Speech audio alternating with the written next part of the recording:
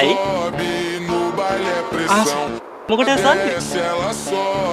මේ එදා බැලන්ස් එක සර් අපේ හොටෙල් එකට ඇවිල්ලා ආපහු යනකොට මට සර්ට ඉතිරි දෙන්න රුපියල් 600ක් තිබුණේ නැහැ. මම එළියට ගිහලා සල්ලි මාරු කරගෙන ඉන්න හදනකොට සර් කිව්වා මිස්ටර් පරක්කු වෙනවා පස්සේ ගන්නම් කියලා. මේ රුපියල් 600.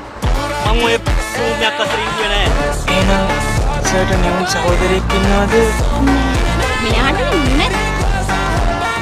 එහෙනම් මේ සර් තමයි සතුන් ප්‍රියදර්ශන පුංචි ඒවා අපේ 24 මැදමාවත අතුරු කිරි 1999 නේ සර්. ඒ මිස්ටර් වඩා මහතයි සර්ගේ උසමයි. කොට සායක් ඇඳලා මුරිය පෙන්නේ හෙට්ටයක් ඇඳලා මුරියට කරාම්පුවක් දාලා හිටියා. වම් මුරේසේ ගොන්සෙක් හිටියා, බෙල්ලේ කුරුල්ලෙක් හිටියා. වම් අතේ මැණික් කටුවේ රෝස මලක් තිබුණා. බච්චයක්.